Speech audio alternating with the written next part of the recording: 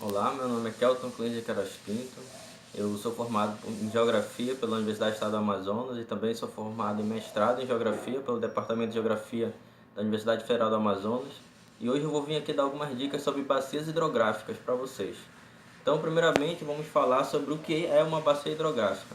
Uma bacia hidrográfica nada mais é do que uma área de captação de água, seja ela pelo lençol freático ou seja ela por captação de chuva. Então, para não gourmetizar muito os conceitos do que é uma bacia hidrográfica, falar de forma bem enfática para vocês, a bacia hidrográfica nada mais é do que qualquer área que seja delimitada pela topografia da parte mais alta que vem escorrendo para a parte mais baixa, tanto por meio de nascentes ou por meio de captação da chuva, que é a água pluviométrica, né? Então a gente entende por bacia hidrográfica essa delimitação.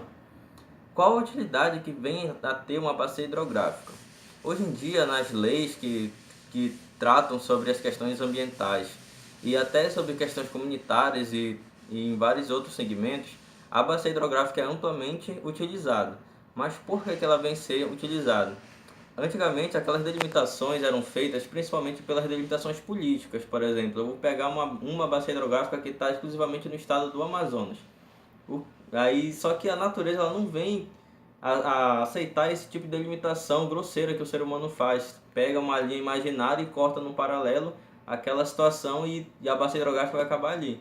Não, a natureza ela vai respeitar os limites que ela mesma impõe, que no caso é a bacia hidrográfica, que é delimitada pela parte topográfica. Sobre o conceito de bacia hidrográfica ainda, a gente pode falar em vários outros segmentos, só que vamos destacar três: o segmento da questão física, da questão ambiental e da questão socioambiental. Quando a gente pensa numa questão ambiental, por exemplo, vamos ter, por exemplo, uma coisa que com certeza você vê falar muito no jornal, que é uma, uma hidroelétrica. Quando a gente fala de uma hidrelétrica, de uma usina hidrelétrica, você pode perceber que a primeira preocupação é entender como que funciona aquela bacia. Porque se você colocar uma hidrelétrica numa bacia muito plana, como é no caso das bacias aqui do Rio Amazonas, daqui do estado do Amazonas, vai acontecer muito próximo do que aconteceu aqui na nossa usina que nós temos aqui em Manaus. A usina de Balbina, que produz muito pouca energia, em compensação trouxe um estrago ambiental muito grande.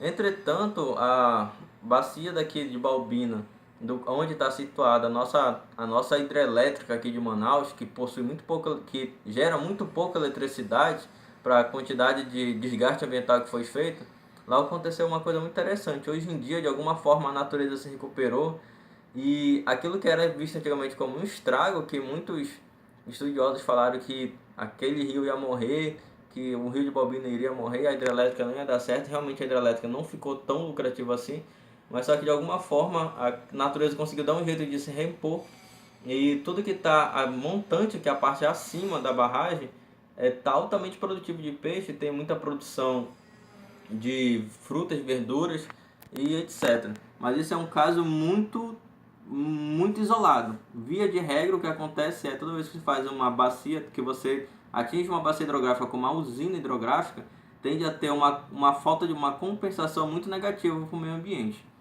Se a gente for falar aqui na questão socioambiental, a relação sociedade e natureza que tem dentro da bacia hidrográfica também é muito importante a gente estudar essa parte.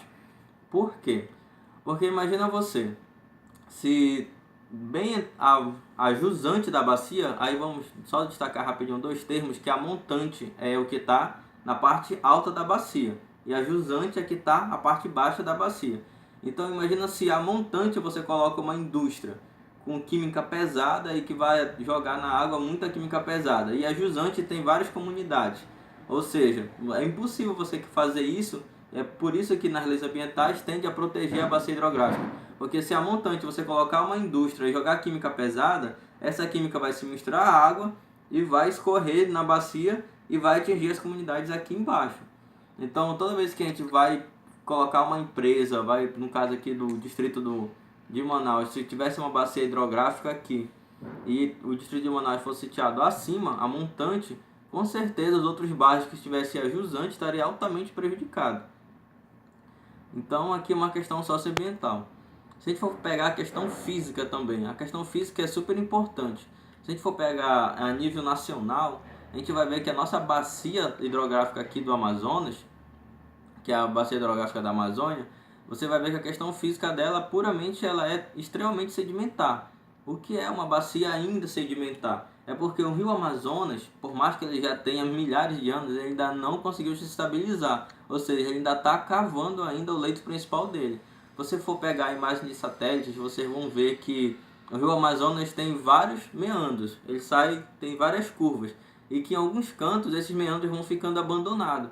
Por quê? Justamente porque aconteceu, o rio vem numa direção. Se na questão física ele pegar alguma coisa no caminho dele, ele cavar e chegar na parte que seja mais sólida, ele tende a desviar. Então por isso que você nunca vai ver uma bacia hidrográfica realmente extremamente retilínea. A não ser que seja uma bacia hidrográfica que foi altamente antropolitizada, ou seja, uma bacia hidrográfica que foi mexida pelo homem, como é agora o caso da bacia do Rio São Francisco, que estão tentando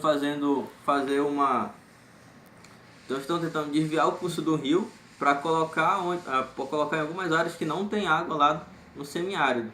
Essa ideia é muito boa para a questão social, mas para a questão ambiental, a gente tem que ver o quanto que essa disposição do Rio São Francisco vai impactar na questão da própria produção de água dessa bacia. Porque se você desviar muita água de uma bacia de forma não natural, pode acontecer que essa bacia venha a secar. Aí imagina gasta milhões de reais na transposição do Rio São Francisco, que é da bacia do São Francisco, e a bacia vem a secar. Aí você vai ter o prejuízo ambiental, prejuízo socioambiental, prejuízo financeiro, que vai ficar na questão ambiental, na questão social também, e vários impactos negativos. Então, quando a gente estuda a bacia hidrográfica, tem muita utilidade justamente por ser algo extremamente amplo e algo extremamente útil para a delimitação da natureza e também até para próprios estudos de engenharia ambiental, engenharia hidroelétrica, para você fazer perfuração de petróleo também, você tem que estudar a questão da bacia hidrográfica para ver se você não vai atingir, porque imagina se você consegue, como foi o caso que aconteceu em Coari, que estavam tirando gás natural, que vocês devem saber que toda vez que tem a esperança de encontrar petróleo, primeiro vem um solo, né? Aí vai vir um bolsão de gás natural, e embaixo desse bolsão de gás natural existe muita possibilidade de ter petróleo. Então, quando a Petrobras começou a escavar aqui no Amazonas, encontrou essa riqueza de gás natural, eles tinham uma grande expectativa de ter petróleo. Até agora não acharam tanto petróleo assim para justificar a perfuração, mas a quantidade de gás natural que tem lá tem sido bastante lucrativo. Inclusive a Afogás, que é uma empresa da empresa Bemol, né? A Bemol é dona da Afogás. A Afogás ela comprou vários e vários direitos para ter estudos lá. Inclusive tem várias teses de doutorado. Se você for ver que tem o patrocínio da Afogás, porque a Afogás patrocinou esses estudos na esperança de ver quanto de gás natural tem. Porque a Afogás trabalha com gás aqui no Amazonas e aí vende também para o Pará, para Roraima, para o Acre. Então é uma empresa muito grande. Só que o que aconteceu lá? Em certo momento da perfuração acabou vazando o gás natural para uma das bacias hidrográficas lá perto. E o que aconteceu é que a água ficou extremamente poluída e não foi viável mais a situação da água, você poder consumir a água. Então, um dos impactos negativos que isso acontece. Não, daí já pode. Então, esses impactos naturais que vocês vão ver aí tem muita interferência antrópica.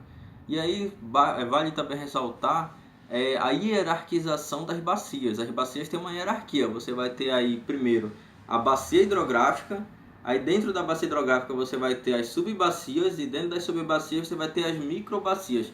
Para que serve essa escala, essa hierarquia? Primeiro que você precisa entender o macro a partir do micro. Ou seja, não adianta nada você querer estudar a bacia amazônica se você não consegue entender a bacia do Tarumã. E as bacias no micro, ela tem uma utilidade extremamente interessante para estudos sociais. Como foi o caso de Coari, que eu estou falando para vocês. Se você for pegar se vocês tivessem estudado certinho a microbacia daquela área que eles estavam fazendo perfuração, eles iriam entender que aquela microbacia é extremamente frágil para aquele tipo de perfuração. Então, quando a gente entende o que é uma micro, o que é uma subbacia, o que é a macrobacia, que a gente só chama de bacia hidrográfica, aí você vai ver a relevância dos estudos que podem ser aplicados tanto a cunho social, como a cunho ambiental, como a cunho socioambiental também.